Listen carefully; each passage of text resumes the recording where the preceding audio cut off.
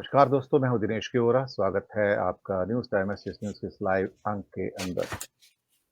देश में सामाजिक माहौल धीरे-धीरे बिगड़ना शुरू हो गया है।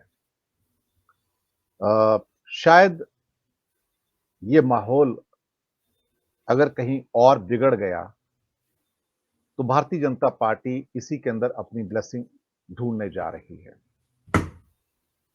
हल्द्वानी में जो हुआ, बरेली में जो हुआ और एक मिस्टर शेख है उनके खिलाफ जो कलकत्ता साइड में बंगाल में जो प्रदर्शन हुए हैं और जिस ढंग से बात की गई है और जिस ढंग से उग्र रूप समाज में सामने आ रहे हैं, उससे लगता है कि धीरे-धीरे देश एक मज़हबी दंगों की ओर आगे बढ़ रहा है। मैंने पिछले कुछ हफ्तों में लगातार इस मुद्दे पर बात की है कि समाज में बढ़ता हुआ विद्वेष, गुस्सा, आक्रोश और कहीं न कहीं माइनॉरिटीज़ के अंदर एक उबलता हुआ ज्वालामुखी कब फट जाए पता नहीं। उसकी एक वानगी हमने मणिपुर में देखी, वहाँ पर ये हिंदू क्रिश्चियंस में कन्वर्ट हुआ था और उस घृणा ने ऐसा रूप लिया कि आज तक वो खाई भरने की बजाय और चौड़ी होती चली गई। और अब सुनने में आया है कि वहाँ पर कुछ 1500 किलोमीटर की बाड़ लगाई जाएगी नॉर्थ ईस्ट में म्यांमार बॉर्डर पर और उसके बारे में चेतावनी कई बड़े न्यूज़पेपर ने दी हैं, जिसमें टाइम्स ऑफ इंडिया भी है, इंडियन एक्सप्रेस भी है, हिंदुस्तान टाइम्स भी है, कि आप जंगलों के अंदर, खाइयों के अंदर बाड़ नहीं लगाते हैं और वो कभी कामयाब नहीं होती हैं, क्योंकि वहाँ रहने वाले जो चिन और जो कुकी समुदाय के लोग हैं, ट्राइबल्स हैं, 3 देशों में बँटे हुए हैं वो, बांग्लादेश, इंडिया और म्यांमार के अंदर। बांग्लादेश में अधिकतर उनको चकमा भी कहा जाता है, मैं बताऊँ। ज़्यादा करके उसमें क्रिश्चियंस ही हैं, एक छोटी-सी कम्युनिटी हिंदुओं की भी उसमें है, हिंदू भी नहीं बल्कि ट्राइबल कम्युनिटी है। तो वो उन्होंने कब किसी की बात सुनी है, ट्राइबल तो सारे हवा के बेटे हैं, पानी के बेटे हैं, जंगलों के बेटे हैं, वो कहाँ बाढ़ वगैरह देखते हैं। तो उसके बारे में लिखा कि ये मत कीजिए, इससे स्थितियाँ और बिगड़ जाएँगी, उनके वहाँ पर सांस्कृतिक संबंध हैं, धार्मिक संबंध है, पारिवारिक संबंध है, रिश्तेदारियाँ हैं, ऐसे करने से दुश्मनी और बढ़ जाएगी। लेकिन शायद अमित शाह सुनना नहीं चाहते हैं। और जो अब उत्तर प्रदेश और उत्तराखंड से खबरें निकल कर छन-छन कर आ रही हैं, बंगाल से आ रही हैं, चिंता में डालने वाली हैं। बल्कि ये कहा जाए कि जिस ढंग से बिना किसी आदेश के, बिना किसी एक प्रॉपर प्रोसीजर को फ़ॉलो किए, आप लगातार अवैध ढाँचों को गिराने के नाम पर अब आप संजय वन में मस्जिदें भी गिरा देते हो, जो 700 साल पुरानी अखुंद जी मस्जिद है। रज़िया सुल्तान के समय समय की और एक बहुत पुराने सूफी संत जिनकी 800 साल पुरानी मज़ार है, वो भी आपने तोड़ दी। अब आपको किसी की ज़रूरत नहीं है। जब आप किसी की परमिशन की ज़रूरत नहीं समझते हैं और उसके बाद हाई कोर्ट के जजेस भी इस ज़ुबान पर उतर आते हैं, कहते हैं कि बहुत सारी दरगाहें हैं, बहुत सारी मस्जिदें हैं, जहाँ मर्ज़ी चले जाओ। हल्द्वानी में भी यही मुद्दा था कि एक मस्जिद को तोड़ा गया। अवैध थी या नहीं थी, क्या मुद्दा था, नहीं पता।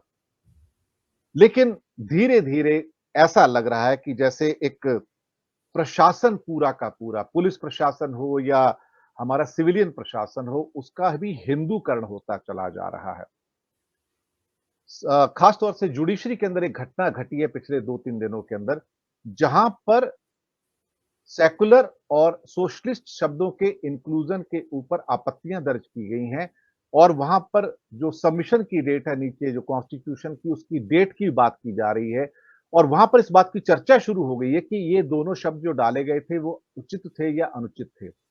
ऐसा लगता है कि इसको मैं एक शब्द में कहूं तो पूरा का पूरा केंद्र सरकार या जहां-जहां डबल इंजन की सरकारें हैं, इस समय जो उनका स्वरूप है, दर्शक मित्रों मेरे शब्द को ध्यान से सुनिएगा, उनका जो स्वरूप है, जो शिकंजा है इस समय, वो एक ऑक्टोपस की तरह है। ये ऑक्टोपस सबको अपने कब्जे में ले लेना चाहता है, चाहे सोशल मीडिया हो, चाहे समाज हो, चाहे अर्थव्यवस्था हो, चाहे राजनीति हो, चाहे संसद हो, चाहे वो विधानसभाएँ हों, चाहे वो धर्म के मामले हों, चाहे वो यूनिफ़ॉर्म सिविल कोड के मामले हों, चाहे वो सीएए का मामला हो जिसके ऊपर आज फिर अमित शाह ने पार्लियामेंट में खड़े होकर कह दिया, प्रोवोक करने वाली बातें हैं कि लागू करने जा रहे हैं और ये लागू होने जा रहा है, जो रोक सकता है रोक ले। कहीं न कहीं ऐसा लगता है कि एक उसके अंदर अहंकार की बदबू आ रही है।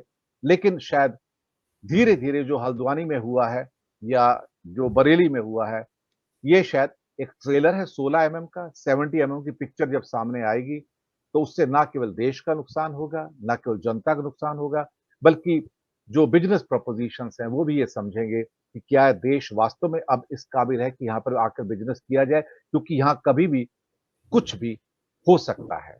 तो क्या ये चुनाव मज़हबी दंगों के मध्य में होने जा रहे हैं? वातावरण वही बनाया जा रहा है। बातचीत करने के लिए हमारे साथ दिल्ली से डॉक्टर अनिल जैन जी, देहरादून से मीनू जैन जी और पूना से अनिल सिन्हा जी। सर आपका बहुत-बहुत स्वागत है। आज सबसे पहले अनिल सिन्हा जी आपके पास आता हूँ। आप अभी एक दूसरे शहर में भी थे, वहाँ से भी होके आए हैं, लंबी आपने रेल यात्रा भी की है और उसके बाद आप अपने शहर वापस पहुँचे हैं। पर स्थितियाँ धीरे-धीरे ऐसा लगता है कि सरकार भी चाहती है कि ये हो जाए, क्योंकि और कोई मुद्दा नहीं है तो कम से कम यही एक ब्रह्मास्त्र होगा, दंगे करवाए जाएँ, पोलराइज़ेशन करवाया जाए। और आदित्यनाथ का योगी जी का एक वाक्य, हमने तो 3 स्थान माँगे थे, पांडवों ने 5 गाँव माँगे थे, इन्होंने 3 देने से मना कर दिया, तो पहले 80-20 में डिवाइड किया। अब ये कहने की कोशिश कर रहे हैं कि जब हम हिंदू हैं सारे, हम पांडव हैं और जो बाकी सारे हैं मुसलमान जो हैं वो राक्षस हैं, दानव हैं सर। मुझे लगता है कि ये एनालॉजी कहीं भारी ना पड़ जाए, क्योंकि समाज में विष के बीज बोओगे, तो फल भी वही लगेंगे। अनिल सिन्हा जी। देखिए, ये जो चुनावी चैलेंज है और मतलब ये एक देखिए 2 स्तर पर देखना चाहिए। एक तो आरएसएस अपना एजेंडा जो हिंदू राष्ट्र का है, एक कॉम्युनल स्टेट जिसमें कि मुसलमानों को अल्पसंख्यकों को जो क्रिश्चियंस हैं उनको जगह ना हो, ऐसी स्टेट या दूसरे दर्जे की नागरिकता हो, वो उनका लॉन्ग टर्म प्लान है। और अभी जो शॉर्ट टर्म प्लान ये है कि 2024 के चुनाव को किस तरह पोलराइज किया जाए। तो मैं मतलब ये उसमें दंगे भी शामिल हैं और जनरल पोलराइजेशन और मोबिलाइजेशन। जब पोलराइजेशन जब हम बोलते हैं, जब स्टेट मोबिलाइज करता है किसी एक कम्युनिटी को, तो इसको भी पोलराइजेशन मानना चाहिए। ये बहुसंख्यकवाद जो है वो एक तरह का पोलराइजेशन ही है। अब जैसे देखिए कि मैंने आपने जिक्र किया कि मैं गया था यात्रा पर, तो मैं बस्तर गया था। बस्तर के ट्राइबल इलाके में रामलला दर्शन योजना की ये क्या कहते हैं तस्वीर, मतलब पोस्टर्स लगे हुए थे उसके, जो दर्शन योजना में प्रधानमंत्री और वो छत्तीसगढ़ सरकार के पोस्टर्स थे कि रामलला का दर्शन कराने की योजना, मतलब कि ले जाएंगे वो खर्चे से। और वो अब कैसा डिटेल्स उसका मैंने नहीं लिया, लेकिन आप सोच लीजिए कि कोई स्टेट स्पॉन्सर्ड तीर्थ यात्रा हो। सुविधाएं देने की बात मैं करूंगा कि मान लिया तीर्थ स्थल है, वहां कोई नागरिक पूजा करने के लिए जा रहा है, तो निश्चित तौर पर धर्मशाला, पानी, खाना, ये सब का इंतजाम करना ये स्टेट का दायित्व है। लेकिन वहां ले जाने का काम करना और ले जाने का काम स्टेट जो है उसको प्रोपगेट कर रहा है, उसको प्रमोट कर रहा है। ये आप समझ लीजिए कि लोग माने या ना माने, मैं मानता हूं कि जो हिंदुत्व जो है उनका हिंदुत्व का है, वो उनका एक मतलब आधे से ज्यादा उन्होंने लागू कर लिया है। उसमें आप देख सकते हैं बुलडोजर से चयनित, आपने अभी डिमोलिशन की बात कही। अब आप बताइए कि कौन ऐसा सरकारी पार्क है या सरकारी या जो पुलिस का थाना है जहां हनुमान जी का मंदिर नहीं है। और हम तो मैं आपको कहता हूं क्या कि हम लोग जो हमारे जो राम भक्त जिसको आप कहेंगे हनुमान भक्त, वही कहते थे कि कहीं अगर अतिक्रमण करना हो तो उनको हनुमान जी की मूर्ति लगा दीजिए। ये हमारे कॉमन परसेप्शन था और इसीलिए कि हनुमान जी की मूर्ति तोड़ने पुलिस नहीं आएगी, मंदिर आप खड़े कर दीजिए। और ये अभी चालू है और पुलिस थानों में ये सब जगह है, तो वहाँ ये अवैध निर्माण नहीं है क्या? कोई आप पुलिस डिपार्टमेंट या जो, और उसके अलावा मैं आपको कहूंगा, मैंने तो रेलवे स्टेशन चर्च गेट पर देखा है कि किस तरह से सत्यनारायण की पूजा जो है यूनियन के ऑफिस में की जाती है और वो पूरा स्पेस घेर लेते हैं। ये क्या इंक्रोचमेंट नहीं है? टेम्पररी या परमानेंट इंक्रोचमेंट इसके नाम पर चलता ही है। तो हमने जब इनको स्वीकार किया, उसके बारे में कोई चर्चा नहीं है। एक भी आपने सुना होगा कि अभी जो डिमोलिशन चल रहा है मदरसा का, वहाँ जो खलद्वानी का इशू आया, उसी तरह से अभी दिल्ली में डीडीए ने जो गिरा दी 700 साल पुरानी मस्जिद, और एक दूसरा पर भी चल रहा है। अब वो उनको अवैध निर्माण, अब ये अवैध निर्माण का क्या अर्थ है? अवैध निर्माण है तो जितने वहाँ मंदिर और इस तरह के पूजा स्थल है उनको भी गिराना चाहिए। लेकिन गिराना चाहिए, हम लोग इसे डिमांड नहीं कर सकते और करना भी नहीं चाहिए, क्योंकि अब अगर धार्मिक स्थल हुए तो टॉलरेट, स्टेट को टॉलरेट करना होगा। ये अवैध निर्माण अगर है तो उस हिसाब से कई चीजें, आप अवैध निर्माण कर रहे हो, पूरा का पूरा आपको बताएंगे कि अवैध निर्माण क्या है। अब पूरा का पूरा लीज लीज आउट कर दिया है। स्टेशन पे आप जाइए, कोई सुविधा नहीं रह गई है लोगों की। क्या कहते हैं, टॉयलेट्स नहीं बन रहे हैं, टॉयलेट्स गंदे टॉयलेट्स हैं। और वहां मैं अभी रेल यात्रा करके आया, मैं चकित रह गया, सब खाली ये फूड कोर्ट और सारे बाजार खोल दिए हैं, स्टेशन को बाजार में तब्दील कर दिया है। तो आप वो क्या, एक तरह का इंक्रोचमेंट ही है। आप सरकारी ये का मतलब जो नागरिकों का अधिकार है यात्रा करने का, उसका आप इंक्रोचमेंट कर रहे हैं।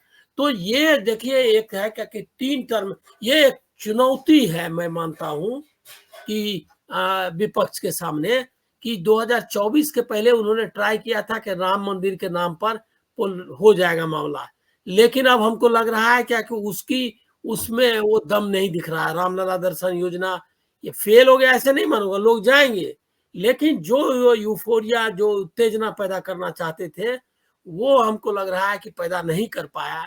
ये मतलब रामलला का जो मंदिर का प्राण प्रतिष्ठा देख रहे हैं संसद में, आपको लग रहा है पोलराइजेशन तो मामूली चीज है। मैं जो स्टेट कैबिनेट डिसाइड करता है और उसके लिए आभार व्यक्त करता है, और उसके बाद उसी के साथ जोड़ता है क्या कि अकेले प्रधानमंत्री हुए ऐसा, तो ये दोनों का मिला जुला रूप है।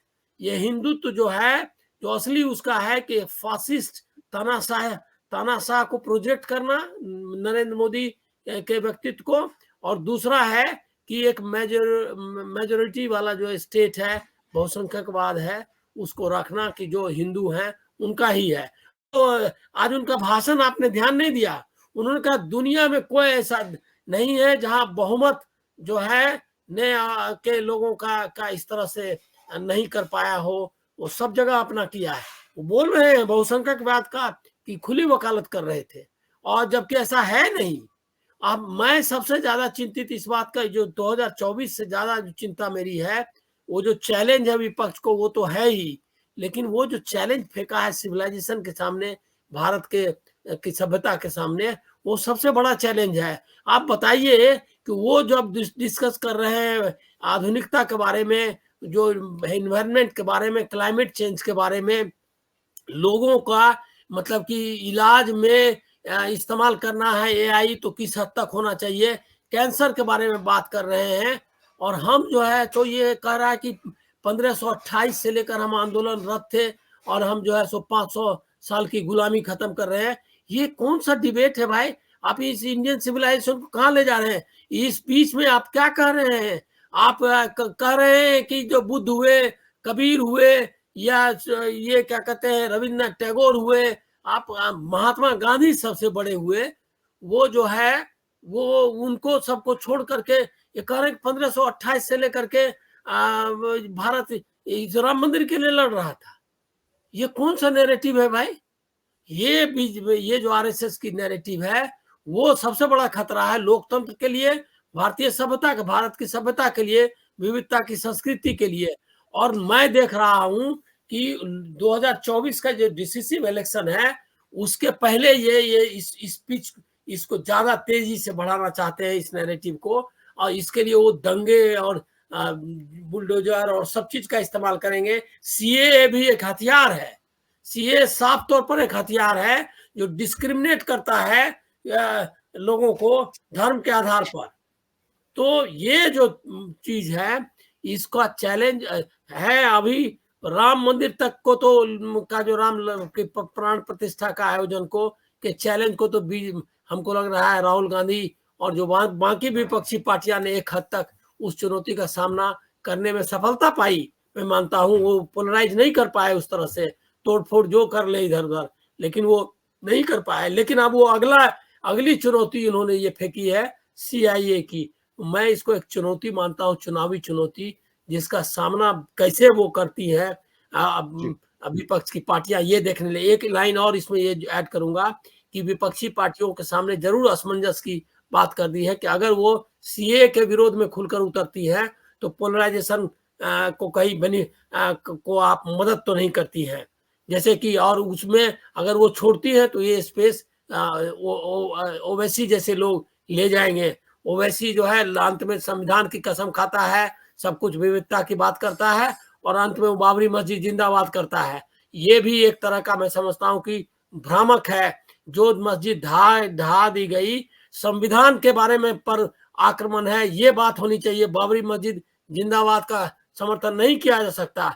बाबर ने बनाया नहीं बनाया वो इतिहास का मुद्दा है, जरूर डिबेट करिए, लेकिन संसद में बाबरी मस्जिद जिंदाबाद का मैं नहीं मानता कि कोई सही स्ट्रेटजी है इनका मुकाबला करने के लिए। बाकी उनके भाषण में काफी कुछ मैंने देखा कि है, मतलब आज भी जो कम्युनल पार्टीज भी हैं अल्पसंख्यकों की, वो जो है उनको संविधान से ही भरोसा है। तो संविधान भरोसा के भरोसा को कैसे आप, ये सीए का चैलेंज, एनआरसी का चैलेंज आएगा, और ये दंगों के चैलेंज से आप कैसे करते हैं। और ज्ञानवापी और मथुरा और ये क्या कहते हैं, जो तीन जो है अयोध्या। बनारस, ज्ञानवापी, मथुरा और राम मंदिर तो हो ही अयो गया।